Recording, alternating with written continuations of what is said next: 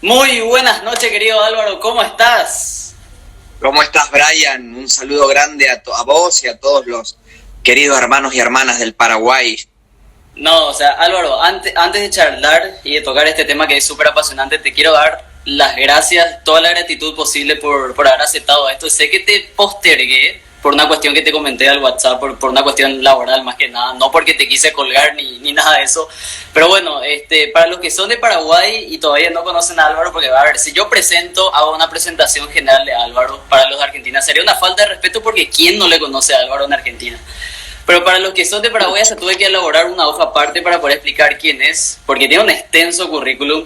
Y además de ser analista político y cultural, realizó estudios de historia, relaciones internacionales y defensa nacional, es conferencista, columnista de radio, de TV y por sobre todo asesor de políticos.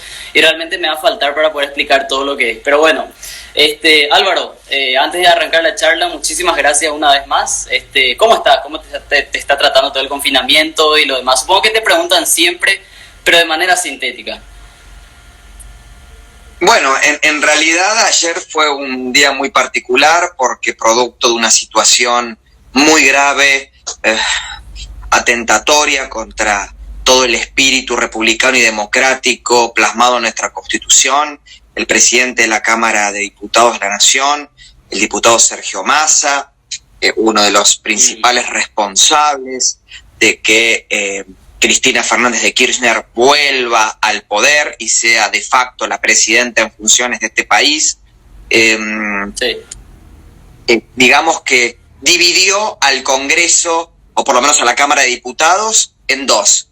La Cámara de Diputados de ellos y la Cámara de Diputados de los opositores. Y a la única a la que le dio entidad legal fue a la, entre comillas, Cámara de Diputados de los diputados oficialistas que estaban logueados por un sistema de sesión digital, semipresencial, que justamente el día de ayer vencía y que debía ser renovado por no menos de 200 votos afirmativos, o sea, 3/4 partes de la Cámara de Diputados de la Nación. Ese acuerdo no se logró porque obviamente los 117 diputados de la principal fuerza de oposición de la Argentina, que es la coalición Juntos por el Cambio, que conforman los 4 partidos que formaron parte del gobierno de Mauricio Macri, sabían muy bien que con esta renovación que se intentaba hacer del sistema virtual de sesiones, sistema virtual que solamente podía tratar temas referidos al coronavirus y a la emergencia sanitaria y la emergencia económica,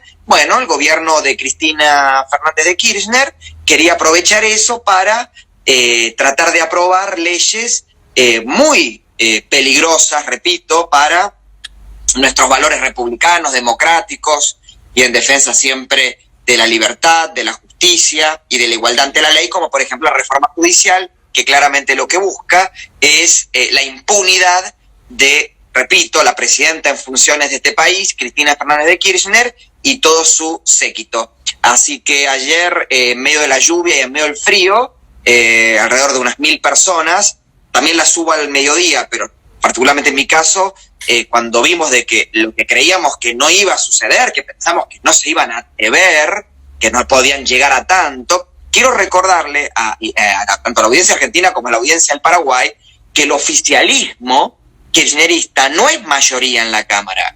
La Cámara Baja. En la Cámara Baja, claro, en la Cámara de Diputados. Imagínate que si hacen esto sin ser mayoría, lo que pueden llegar a hacer a partir del año que viene, si llegaran, Dios no quiera, a volver a tener mayoría. Porque si se atreven a hacer esto, ellos creo que tienen, o sea, la oposición tiene la oposición real, ¿no? 116 diputados y ellos creo que tienen 118. Para poder tener quórum necesitan 129, o sea, están 11 bancas por debajo, 11 curules por debajo de lo necesario para sesionar. Y esto es lo que demuestra la importancia de que la oposición, este gran polo republicano que desde Juntos por el Cambio a la centroderecha vamos a tener que conformar, porque si no realmente está en riesgo todo lo que hizo grande a este país. Y bueno, Ayer yo, poniéndome en riesgo, yo tengo una enfermedad llamada púrpura idiopática, trombocitogénica, que es una enfermedad de riesgo ¿no? En esta situación de pandemia, y aún así decidí convocar y presentarme junto con otros referentes como Emanuel Danan, como Lilia Lemoine, que somos los que estamos acá en Buenos Aires, y Eduardo Prestofilippo en Córdoba, Tipito Enojado en Santa Fe, bueno, convocar a manifestarnos, ¿no? Y la verdad, bueno, con lluvia, con frío, 12 de la noche, 1000 personas en la puerta del Congreso, y te puedo asegurar que además me llamó mucho la atención que el 80% de la gente que estaba era gente joven, y eso me puso muy contento. Positivo lo que están haciendo, porque mira que es para imitar, o sea, particularmente Paraguay actualmente no tenemos un escenario similar a lo que están teniendo en Argentina, y vi que usaron el hashtag golpe de estado acá, si mal no recuerdo, y literalmente eso es muy positivo, porque cuando se produce un asalto a la democracia como esa, que ahora nomás entendí un poco más porque me ilustraste mucho mejor, creo que no hay otra que salir a la calle, porque desde las redes sociales obviamente mucho no se puede hacer.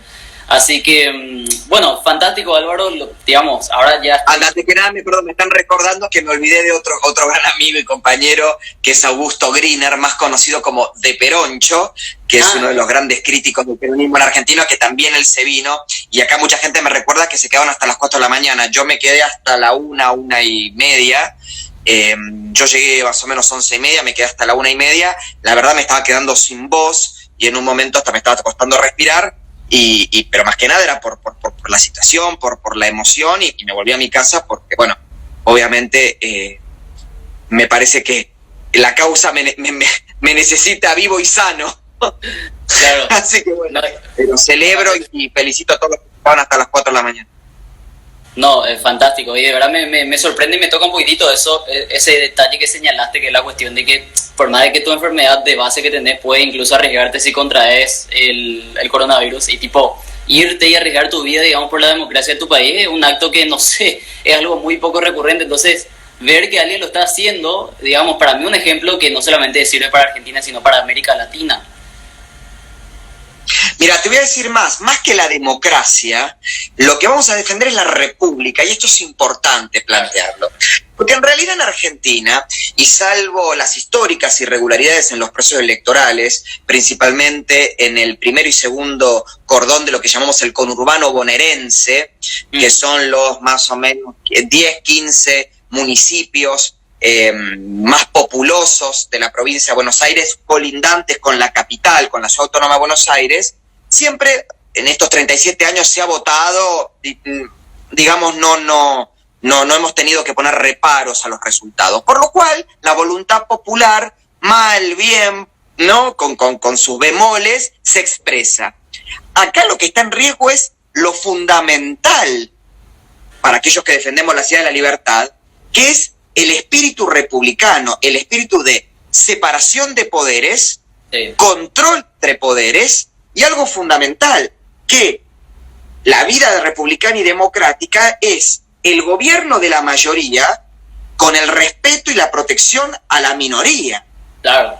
Esto es fundamental, porque sin eso, por más democracia, además lo hemos visto a través de la historia del siglo XX, que muchísimos regímenes totalitarios se han consolidado por la vía democrática, por medio del voto, e incluso uno de los regímenes más genocidas de la historia del siglo XX, como fue el nazismo, llega al poder e incluso en minoría, porque Hitler llega al poder en minoría y logra consolidarse con el poder absoluto. Y le voy a recordar algo más, la ley habilitante que le daba poderes especiales, la suma del poder público a Hitler, y la ley que ratificaba las leyes de Nuremberg, o sea, las leyes raciales que le quitaban la ciudadanía alemana a los judíos y a todas las minorías étnicas no consideradas arias, fueron ratificadas por sendos referéndums donde fueron apoyados por más del 60% de los alemanes. Quiere decir, dos leyes que consolidaron la dictadura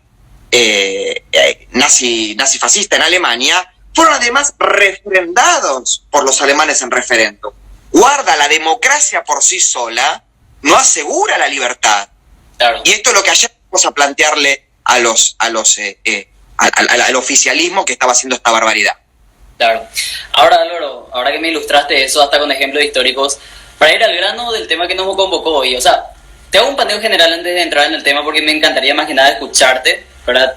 Y escuchar todos tus puntos porque es un tema sumamente delicado y complejo que obviamente lo podemos abordar más que una hora de transmisión en vivo.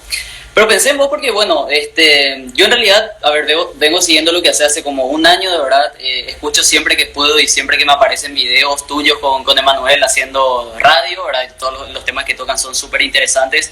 Te comento que acá en Paraguay muchos le seguimos, entre paréntesis, no solamente en Argentina le sigue mucha gente. Y pensé en vos porque, bueno, yo no sabía que vos eras homosexual y que eras crítico del lobby LGBT. Entonces yo me puse a pensar, creo que con Álvaro puedo desarrollar esto porque además, digamos, de esa maximización intelectual en torno a estas cuestiones culturales fundamentales de una persona como vos, creo que va a ser factible poder abordarlo el tema en todas sus complejidades posibles. Entonces, Álvaro, la cuestión que quiero preguntarte para iniciar el tema, ¿en qué momento de tu vida vos decidiste ser crítico del lobby LGBT o te diste cuenta que en realidad era un organismo colectivista, anti-individualista para criticarlo y para no formar más allá de que ellos arrean a los homosexuales, a los bisexuales, a los transexuales, etcétera, y para que vos no termines siendo parte de ese colectivo? Bueno, ahí yo creo que ya me respondiste la pregunta, porque justamente siempre creí en el individuo libre, en el individuo que desarrolla su proyecto de vida sin coacción y estimulado por metas y utilizando como instrumento fundamental de ese desarrollo de proyecto de vida sus habilidades, sus méritos, sus anhelos. Entonces siempre yo, nunca creí que ni un colectivo, ni el Estado, ni una entelequia que a mí me iba a resolver los problemas. Yo, por lo menos, es la educación que yo recibí en mi casa, la educación que yo recibí de mi familia, que es la más importante, mucho más que la que recibes en la primaria y en la secundaria, que en realidad lo que recibís son conocimientos instrumentales, fundamentales, pero los trascendentales para la vida los recibís en tu familia, son los que tienen que ver con la disciplina, el rigor, el esfuerzo, ¿no? Y el ganarse cada uno lo suyo. Y también otra cosa muy importante, yo vengo de una familia trabajadora de clase media baja, de una ciudad, la ciudad de Avellaneda, de un barrio como Villa Domínico. Para que te des cuenta de algo, yo conocí lo que era tener cloacas cuando me mudé a la capital, a la ciudad de Buenos Aires. Mira. ¿Bien? O sea, a mí no me van a venir a contar lo que es tener apremios económicos, lo que es sufrir carencias y lo que es, como decimos en la Argentina, ganarse el mango, ganarse el pan. Por lo cual siempre tuve esa filosofía. Dicho esto, nunca pude pertenecer, y cuando lo intenté siempre fui al choque, a ninguna agrupación, por lo menos digo a partir de los años 2000, ahora voy a hacer después una aclaración, de los años 2000, porque yo parto de una idea muy simple. Mi condición de homosexual es lo mismo o es la misma que la condición de ser japonés, de tener bigote, de ser rubio, de ser morocho, de ser diestro o zurdo digo de... Claro. Lo otro es una equivocación. Entonces para mí nunca fue una marca registrada o una patente de corso o una cocarda. No. Y siempre, te digo más, y cuando un poco empecé ¿sabes cuándo? Cuando empecé a pagar impuestos, cuando empecé yo a ver, cuando tuve mi primer recibo de sueldo y vi todo lo que me sacaban, y cuando empecé a pagar cosas y pagar el IVA, y cuando empecé a vivir solo y tenía que pagar lo que, y pago lo que se llama el alumbrado, barrido y limpieza y el impuesto inmobiliario, sí. Dije, perdón, si yo estoy pagando los mismos impuestos que un heterosexual, creo que yo merezco los mismos derechos que un heterosexual. Porque si no, entonces, que me hagan una deducción de impuestos, porque como dice la gran máxima libertaria, liberal, republicana, ¿no? No taxation without representation. A igual tributación, igual representación. A los mismos impuestos, los mismos derechos. Tan simple como eso. Entonces, ¿yo qué planteaba? Si yo estoy 30 años conviviendo con una persona, con esa persona constituye un patrimonio, Con esa persona además constituimos un acuerdo afectivo. Mañana, Dios no quiera, esa persona se enferma o yo, y de repente la ley no me ampara y no me permite, no sé, cuidarlo, o no me permite heredarlo, o no me permite heredar la pensión, o de repente aparecen familiares que durante años nos despreciaron, nos odiaron, y ahora, después de muertos, quieren nuestros patrimonios. Lo que pedía era esa ecuanimidad ante la ley, ser un individuo igual ante la ley, por el simple hecho de que yo tengo que cumplir y respetar la misma ley que el heterosexual. Nada más que eso. Ahora, jamás consideré que el homosexual per se es mejor persona, por ser gay, que elabora y desarrolla valores y conceptos éticos y morales mejores que el heterosexual, y mucho menos que forma parte de un grupo social distinto que al resto, en este caso, de los argentinos con los que convivo. Pero me parece que además es irracional y además absolutamente antisocial y totalmente atentatorio contra la inclusión que demandamos. Ahora bien, que en las décadas del 40, 50, 60, 70 y 80 y también 90 existieran grupos que exigieran esto y demandaran a la corporación política y al sector empresario, al sector privado, de que se nos reconozcan como individuos iguales, fue válido porque efectivamente, mi querido Brian, yo tengo 39 años, estoy por cumplir 40 años, hemos vivido los homosexuales, bueno, te agradezco, hemos vivido la segregación, la discriminación, la humillación, el insulto, se nos ha considerado menos personas por el solo hecho de que sentimos amor, cariño y deseo por una persona de nuestra misma genitalidad, de nuestra misma sexualidad, por lo cual eran necesarios que estos dirigentes, ¿no? Y estos militantes lucharan y reclamaran, como lo fue el feminismo de la primera ola, feminismo que admiro, que admiro y que defiendo, que buscaba la igualdad de la mujer ante la ley, no la supremacía de la mujer por encima del hombre. Porque si no, entonces, vuelvo a repetir, me estoy transformando en todo aquello que combato. Claro. Ahora, a partir de fines de los 90 y hasta la fecha, que estamos en la tercera década del siglo XXI, donde el nivel de ampliación de derechos y garantías y de libertades al individuo homosexual son cada vez más y más y más, por suerte, se justifica menos este nivel de grupo de presión y de colectivización. Por supuesto, estamos hablando en los países emergentes y desarrollados donde hay sistemas democráticos y republicanos. En países como Irán, en países que siguen teniendo sistemas colectivistas filocomunistas, o en países integristas de toda índole, por supuesto que es importante que existan grupos que defiendan los derechos del individuo homosexual. Pero a ver, desde Estados Unidos, desde Canadá hasta Tierra del Fuego, y Japón, Corea del Sur, Taiwán, incluso hasta India, estoy poniendo países, ¿no? Europa continental, Gran Bretaña, se ha avanzado muchísimo. Por eso cuando yo veo a estos grupos LGBT hablando como si estuviéramos en la década del 70, donde... pero ¿en qué sociedades viven? ¿En qué sociedades viven?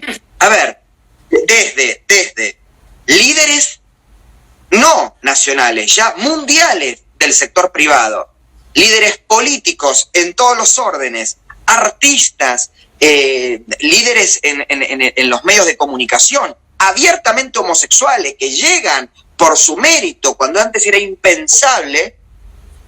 ¿Cómo es que estamos viendo una dictadura? Que esto es ¿cómo se llama? Un infierno. Un infierno en la tierra, lo que vive el homosexual. Sí, esto lo viven en los países que te nombré antes, en países integristas, en países que, bueno, que tienen que aceptar también. Y a mí me parece que y hay que ser sincero, ha sido un fracaso de la derecha. Ha sido un fracaso de la derecha. La derecha le cedió a la extrema izquierda colectivista el discurso libertario de la igualdad ante la ley. se lo cedió a la derecha, y a la izquierda. Y obviamente la izquierda se aprovecha de esto, construye un discurso segregacionista que además genera que la derecha, en vez de seguir luchando por recuperar esa bandera que les propia, desgraciadamente a veces caen en discursos que ni siquiera ya son conservadores, que ya pasan a, bueno, desgraciadamente a volver a utilizar términos como sodomía. Me parece como que, bueno, ahí la erran y flaco favor le hacen a nuestra causa a sumar a los individuos homosexuales. Porque obviamente, si vos tenés, por ejemplo, países como Hungría, Polonia, y algunos que otros, líderes que todavía siguen diciendo que hay enfermedades que son netamente homosexuales, o sea, bueno, y recurren a discursos anticientíficos, realmente es malo para nuestra causa. Y yo soy un hombre homosexual que claro, si uno hace un raconto de las ideas que defiendo, automáticamente, ya ni siquiera por el cuadrante de Nolan, pero por los dictámenes de la opinión pública, estoy ubicado en la derecha. Y bueno, soy de derecha y soy homosexual. ¿Cuál hay? ¿Cuál es el problema? Ahora también le pido a los líderes de la derecha que colaboren también, ¿no? Porque si no, se nos hace un poquitito difícil la cosa. No, claro, y a eso quiero agregar que, bueno, yo también me hago la misma pregunta que vos, o sea, esto agregando a todo lo que narraste. Porque, por ejemplo, o sea, si somos un poco críticos y serios, países como Somalia, Afganistán, Eritrea, Libia, Pakistán, o sea, todos esos países donde hay dictaduras islámicas colectivistas, como bien ya señalabas, es donde efectivamente no hay igualdad ante la ley, pero no solamente con los homosexuales, sino con las mujeres. O sea, ya las mujeres en varios de esos países ni siquiera pueden conducir, por ejemplo, no sé si vos sabías, ¿verdad?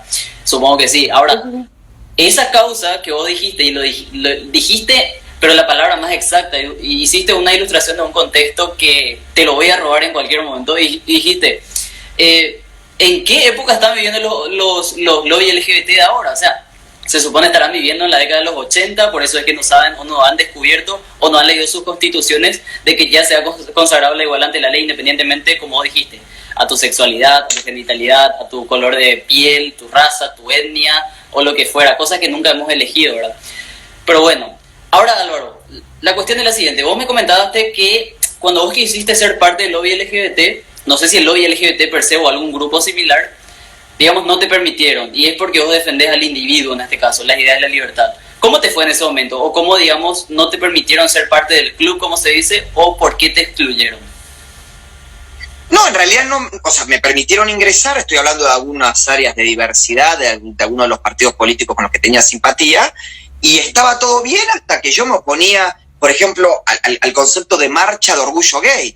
Yo digo, las marchas de orgullo gay se tienen que realizar en los países donde el gay es perseguido, porque justamente ahí uno manifiesta su orgullo de condición de individuo homosexual libre. Pero no tiene sentido una marcha de orgullo gay en sociedades donde el homosexual está día tras día, cada día más incluido en la sociedad. Porque hay una contradicción. El orgullo se manifiesta cuando sos perseguido, cuando sos reprimido, cuando sos censurado, cuando sos apresado, cuando sos torturado. Ahí salís valientemente a manifestar tu orgullo. Por orgullo, no orgullo en el término peyorativo del término, claro. En la acepción peyorativa del término, sino un orgullo que tiene que ver con la dignidad. Ahora, en nuestros países, ¿en qué se transformaron los gay pride? En circos.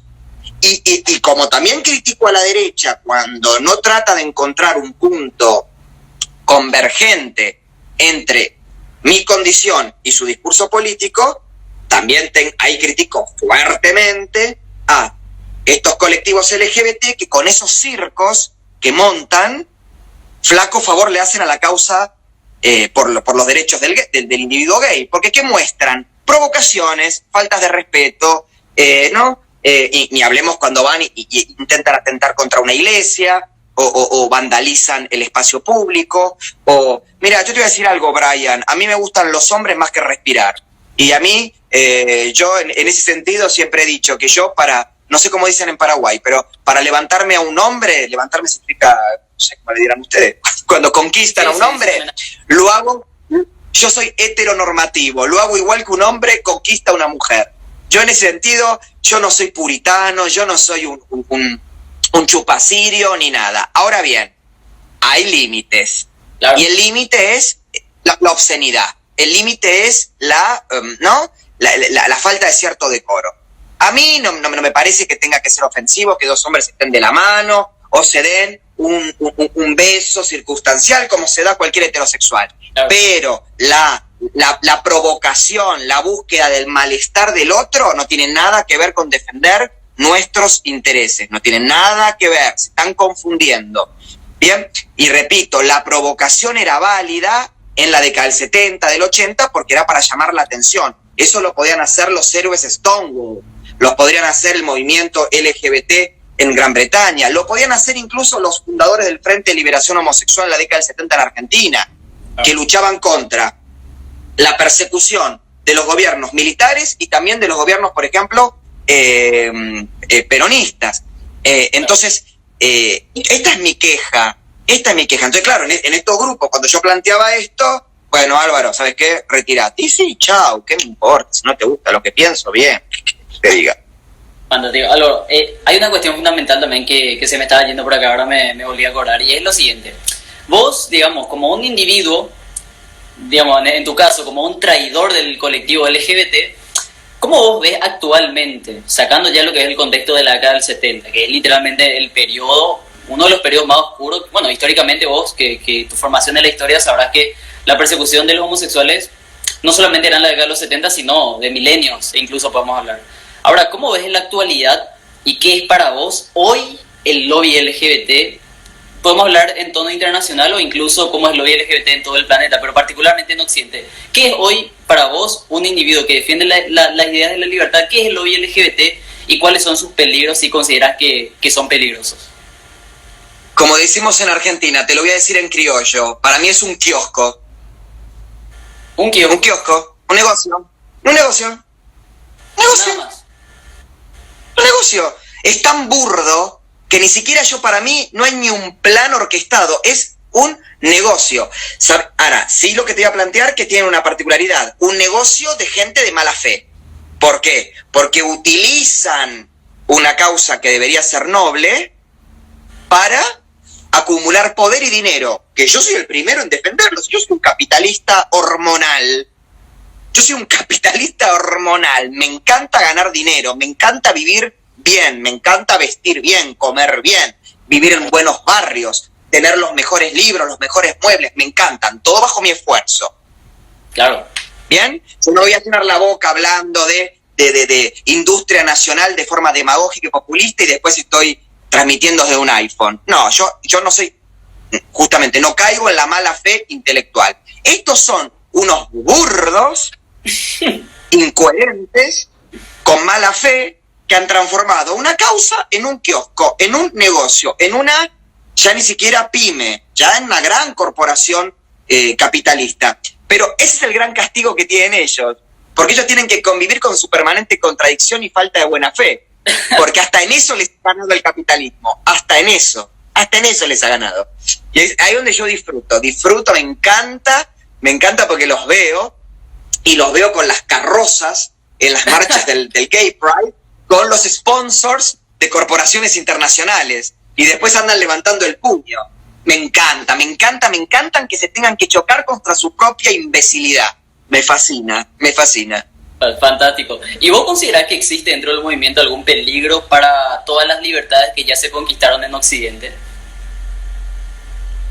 Bueno, claro, porque si la reacción a este movimiento basado en la mala fe intelectual, basado en la hipocresía, basado en un correctismo neoinquisidor, basado en un totalitarismo de pensamiento único, termina siendo una extrema derecha anti-gay que puede poner en riesgo todos los avances que hemos conseguido. Ahí te repito, este movimiento conocido como lobby LGBT termina cometiendo dos graves errores terribles. Uno, se termina transformando en aquello que dice combatir.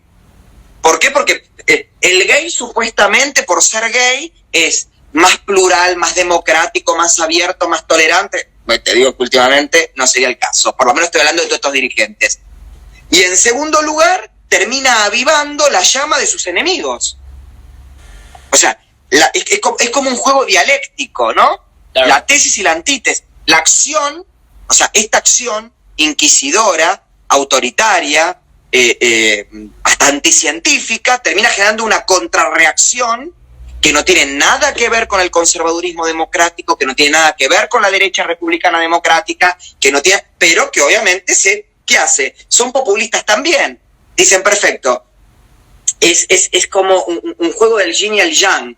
Bueno, si estos son blancos, nosotros vamos a ser totalmente negros. Si estos son negros, nosotros vamos a ser totalmente blancos. Bueno, pero será porque también dicen que los opuestos se necesitan.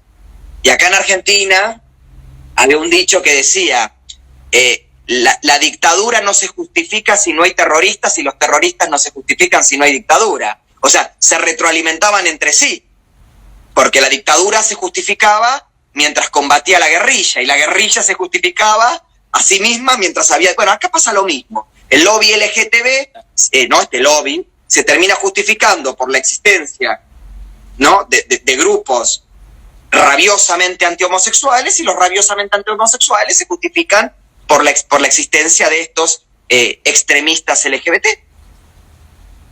Claro, perfecto.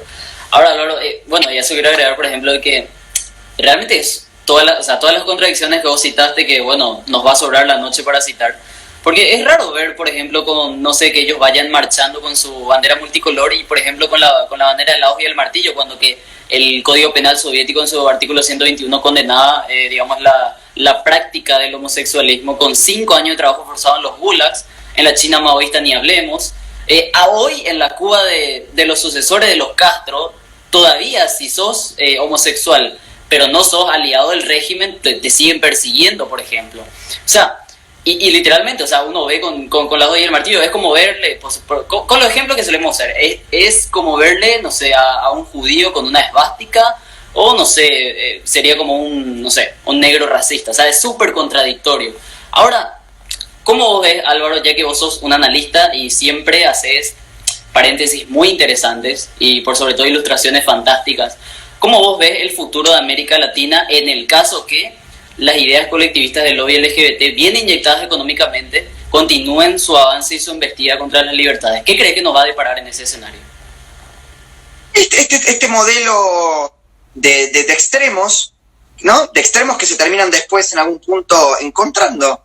Y la destrucción, repito, del modelo republicano y democrático que hizo que Argentina, durante el siglo, mediados y fines del siglo XIX y hasta la década del 40 del siglo XX, fuera la séptima economía del mundo, que la Enciclopedia Británica, en su artículo dedicado a la República Argentina, dijera que Argentina se disputaba en el plano económico la primacía económica con Estados Unidos. La Argentina que hizo que, a diferencia de otros países en América Latina u otros países emergentes en el siglo XIX, tuviera el sistema de educación pública más moderno y más inclusor que se conoció.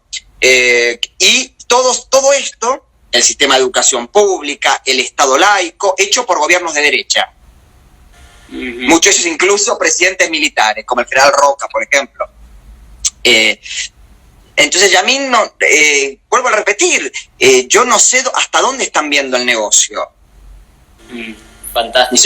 No sé, los managers, los gerentes de planificación de negocios del lobby LGBT, no sé hasta dónde lo ven el negocio, porque yo no le veo mucho destino, pero bueno, repito, qué sé yo, esto puede ser un acuerdo de partes. ¿Será que el extremismo anti-gay tiene un acuerdo implícito con el extremismo pro-gay para que mutuamente existan? ¿Qué sé yo? No sé. Yo no soy conspiracionista, pero llega un punto que tengo que empezar a sospechar de la capacidad cognitiva de ambos sectores, pero en particular del lobby LGBT, porque, repito, no sé dónde está el beneficio de lo que buscan. No lo encuentro. Ahora, ¿cómo han avanzado sus leyes en Argentina particularmente? Porque Si mal no tengo entendido, creo que en Argentina está sancionado, no sé, desde hace unos años, creo que hace 10 años ya la ley de, a ver, la ley de unión civil entre personas del mismo sexo o... No, matrimonio igualitario. Matrimonio igualitario. ¿Cuál es la En el diferencia? 2010... No, el nombre. El nombre. Pero es la misma cosa al fin de cuentas. El nombre. Exactamente, son los mismos derechos y se legisló también la adopción homoparental. Esto es lo que la ley se trató en simultáneo. Y yo soy de los que creen que en el Código Civil de la Nación Argentina no debe existir terminología de raíz religiosa. Para mí, el término matrimonio en el Código Civil argentino no debería existir. Debería existir el término unión familiar y el término matrimonio es el que se tiene que aplicar para las uniones realizadas bajo confesión, ¿no? Bajo una confesión religiosa, no bajo la fe. Simple. Ahora, esto que hicieron también los colectivos LGBT de exigir que se reconociera como matrimonio algo que es de raíz religiosa, más que la defensa o el reclamo de un derecho, parecía una venganza contra la iglesia y contra, ¿no? Mirá, te robamos No, ¿para qué? Si yo no quiero cosas de la iglesia.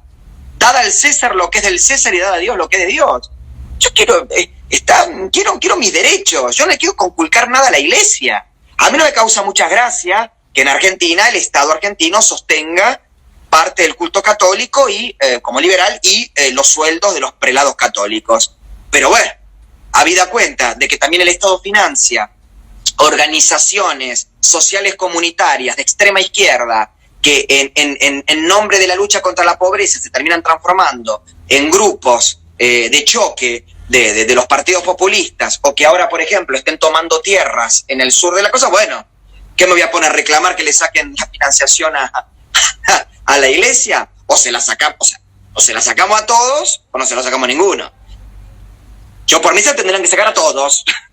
Todos. El Estado no tendría que financiar. ¿Por qué? Porque vos pensás que ese financiamiento a una confesión religiosa en particular es con dinero también que proviene de contribuyentes no católicos, no creyentes o de otras religiones. Y eso es un acto de injusticia tributaria.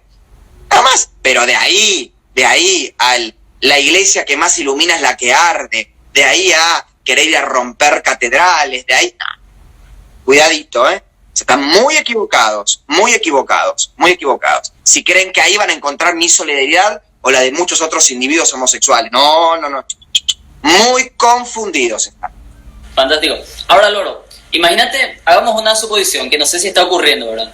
Pero si por ahí en la transmisión está algún individuo homosexual o bisexual o transexual o lo que fuera, pero que, digamos, de alguna u otra manera, inductivamente o de manera engañada, algún momento formó parte o está formando parte de algún colectivo LGBTIQ+, o LGBT o como se llame, ¿qué mensaje particularmente le darías a ese individuo que por ahí puede estar dudando o por ahí estará viendo y dice, bueno, Álvaro, en su condición, digamos, de ser un crítico del lobby LGBT y que a lo mejor practica mi misma orientación sexual, pero que está confundido y en realidad no distingue lo que es el colectivismo de la libertad individual? ¿Qué mensaje vos le darías particularmente a una persona en esa condición? Que ningún vacío existencial, ningún sufrimiento del pasado se va a sanar por el solo hecho de que pertenezcas a ese grupo. ¿Qué es lo que te prometen ellos? Vení, vos que sufriste la discriminación, vení, vos que fuiste abandonado o despreciado por tu familia, vení, vos que fuiste humillado por tus compañeros, vení acá, que acá te vamos a querer, te vamos a amar, No, el primero que se tiene que amar, querer, respetar y defender es uno mismo. Y todo eso se logra con la propia reflexión, la propia formación, la propia autocrítica. Luego que resuelvan eso, ahí vayan a participar de grupos, colectivos, porque ningún dolor del pasado se sana ingresando a un colectivo que replica el odio a la inversa. ¿Se entiende lo que estoy diciendo? Sí. Oh, fantástico. Y si le llegó a una persona en esa condición, extraordinario y fantástico. Ahora, Álvaro, yo sé que nos van quedando de a poco, digamos, se nos va cerrando los minutos porque la transmisión siempre corta en la primera hora, ¿verdad? Pero me encantaría saber también qué crítica vos le daría, ¿verdad? Ya que nos dedicamos casi, hasta el momento, casi 40 minutos a criticar el lobby LGBT y sus militantes o militontos. No sé si Instagram va a bajar por este comentario el video, pero... De tontos no tienen nada, ¿eh? De tontos no tienen nada. Buena aclaración. ¿Qué autocríticas? Sí, ¿querías decir algo? No, que de tontos no tienen nada, te claro, decía. claro. No, entonces, ¿qué autocrítica vos particularmente le harías? Bueno, autocrítica no, porque vos no sos conservador, tengo bien claro.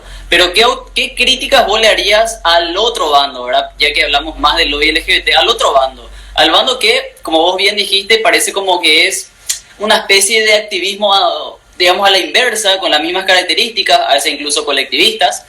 ¿Qué mensaje vos le darías a los sectores conservadores? Pero no solamente de Argentina, de América Latina, que a lo mejor quizás tienen la tendencia de querer pregonar la libertad, pero recortada en tajos, no en todas sus facetas, por así llamarlo. Por ejemplo, hablamos de libertades civiles, de libertades económicas, de libertades institucionales, pero hablamos de libertades sociales y parece que dentro de ese sector en general suele haber un problema, ¿verdad? Justamente por porque esa mentalidad colectivista a veces no les permite, por ejemplo, descifrar de que pueden haber individuos que no compartan su estilo de vida, pero que sí deberían de ser iguales ante la ley, como ya nos ilustraste de manera magnífica. Entonces, ¿qué críticas vos le harías a ese sector en particular?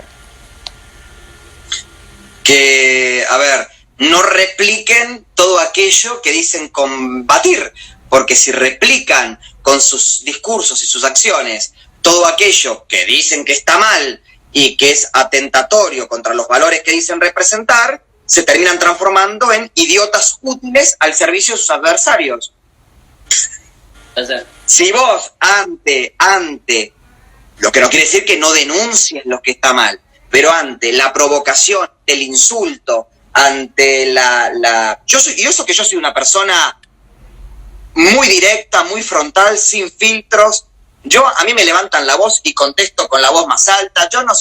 Yo me preocupo más por el fondo que por la forma de las cosas, ¿eh? Eso yo no me voy a poner acá a hacerme el diplomático. Pero lo que voy es en el contenido de lo que se dice. Si yo, de la vereda enfrente me dicen, no sé, fascista, voy a decir una mala palabra, hijo de puta, vos contestale con una acción dura, fuerte, firme, pero superadora. Tan simple como eso. Ahora, si vos al hijo de puta le contestás sidoso, sodomita sidoso, querido, vas a seguir perdiendo la batalla. Entonces, porque es lo que están buscando eso. Y muchos se lo dan. Muchos le regalan a esta gente, le sirven en bandeja las excusas. Pero bueno, yo no me voy a poner a opinar de lo que tienen que hacer las agrupaciones políticas o de defensa de ciertas ideas dentro de esta batalla cultural, que cuando yo no pertenezco a ellas. Pero es una simple análisis que hago, ¿no? Que veo. Fantástico. Dos últimos temas y con esto quiero cerrar la transmisión antes de que nos corten, Álvaro, pero me encantaría saber, porque me lo han preguntado mucho, y quiero tomar la consideración de las preguntas que me hicieron algunos amigos, y es la siguiente: ¿qué piensas? Sí, estoy soltero, sí. ¿Qué piensa Álvaro Sicarelli soltero y con apuro respecto a Donald Trump? ¿Qué pienso? Claro. No, a ver, si fuera americano pensaría votarlo. E iría a votarlo. Así, sí, totalmente. Y ojalá el próximo presidente sea Trump, y en el 2024 espero que el presidente de Estados Unidos, que no puede ser porque nació en Sudáfrica, pero me gustaría que fuera Elon Musk. Uh-huh. Pero, ¿y entonces cuál es la percepción que tenés como latino, ya que no sos ciudadano norteamericano? ¿Cómo, querido? Entonces, ¿cuál es la percepción general que tiene Álvaro de Donald Trump, ya que no es americano y es un latino? Que necesito que sea el hombre que lidere al mundo libre frente a la gran amenaza que es la nueva Unión Soviética versión 5G, que es China, que ni siquiera es China, es el Partido Comunista Chino.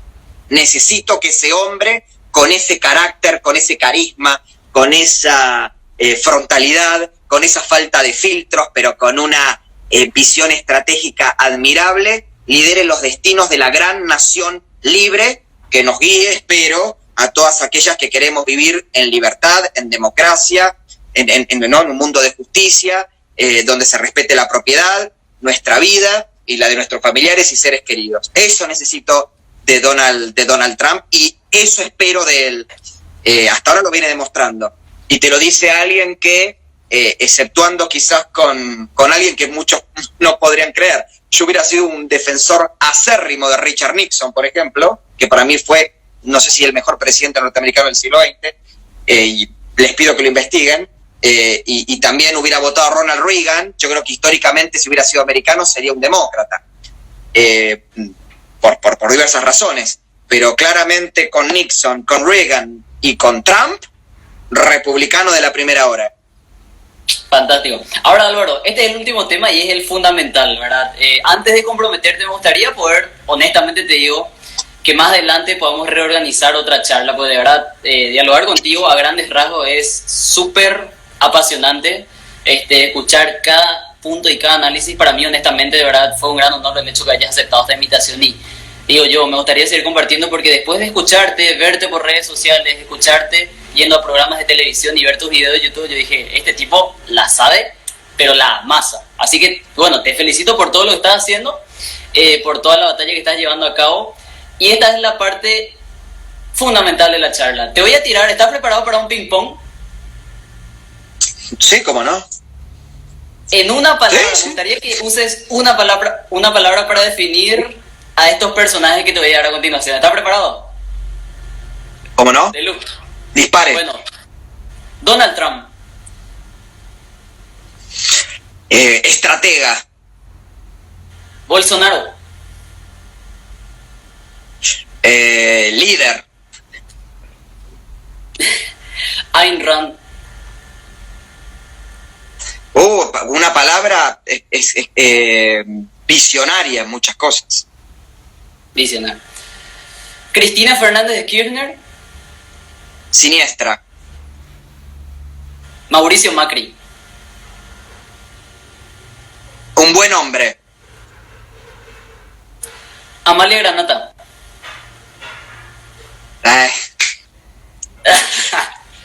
Es una de las mujeres, junto con mi madre y algunas amigas, una de las mujeres más importantes de mi vida. Me tocaste ahí un. Qué bueno, qué bueno. La adoro con locura. Una gran, creo que una de las grandes promesas de la política argentina. Y ella ha luchado como yo muchísimo contra el prejuicio, ¿no? Y la subestimación. Así que nada, me tocaste ahí una fibra íntima. Bueno, Antonella Martí. Pero vos me estuviste estudiando muy bien. Nada, lo mismo que Amalia, le agregaría brillante, de una lucidez superlativa. Gloria Álvarez. Lo mismo, no podría decir lo contrario, aún con las diferencias que puedo tener con Gloria, pero es lo mismo. Ahora creo que viene el más difícil, pero bueno, lo que yo prometo es deuda. Agustín Laje. Persona con la que tengo diferencia, honesto en lo que cree. Ajá. Honesto en lo que... Javier Milei. Nada, es un titánico. Titanic. Y este es el último, y en una palabra si es posible, porque a ver, creo que vos decir que la adorás es poco, pero en una palabra, Emmanuel Danan.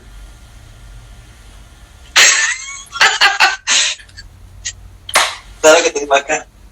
Para que vean, lo tengo hasta en retrato. Mira vos. En el pleno, absoluto y positivo sentido del término, un amigo. Fantástico. Bueno, Álvaro, me encantaría poder organizar de aquí a unas semanas o meses, no sé cuánto se va a tardar, pero me encantaría poder comprometerte en una nueva charla. Ahora permitime a mí felicitarte, porque yo también obviamente estuve siguiendo tu trabajo. Hay algo que destaco, claramente muchos de nosotros terminamos en una confluencia de opiniones y una convergencia de opiniones, más o menos en un núcleo de ideas, de valores, estamos todos más o menos de acuerdo, y hasta incluso utilizamos los mismos recursos dialécticos, retóricos y tecnológicos.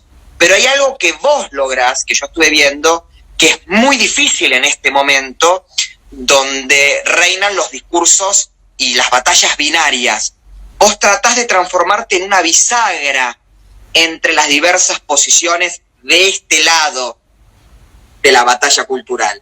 Y eso es algo muy admirable, muy loable, y elegiste bailar, como decimos en Argentina, con la más fea. Porque vos podrías tranquilamente replicar una única faceta del discurso políticamente incorrecto, del discurso de este lado del teatro de operaciones de la batalla cultural. Y sin embargo vos no, vos vas hacia buscar los puntos en común, buscar el consenso, buscar esto que dijiste vos. Elegiste el nombre de Agustín porque sabés que yo tengo diferencias con Agustín, pero no lo hiciste de mala fe, porque me hiciste a mí buscar aquello que destaco de él, que es su honestidad intelectual. Yo estoy convencido que él, hasta en lo que yo estoy en desacuerdo con él está convencido, no es una revista, no es una persona que aproveche esto porque es moda.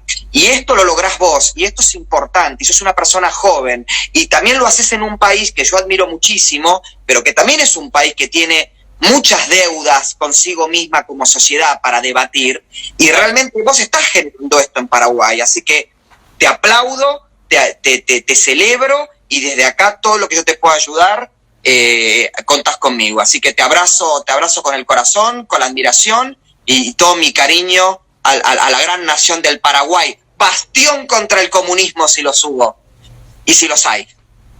La verdad que, Álvaro, sinceramente, para no alargar, para mí que alguien como vos me esté diciendo todo esto es más que significativo. O sea, ¿para qué alargar tanto? Porque es difícil expresar. Sinceramente, cuando yo hice una transmisión en vivo con todos los referentes de Argentina que hasta ahora aceptaron la invitación, ni el propio Agustín Laje me ensalzó tanto, y eso que yo tengo buen relacionamiento con él, ¿verdad? Pero recibir tus palabras de una persona, de verdad te admiro mucho por lo que haces, y recibir de parte tuya es, para mí, aparte de un halago y todo lo demás, es un gran honor, de verdad. Así que, bueno, trato justamente, como vos decís, de juntar los puntos en común, porque yo creo que esta batalla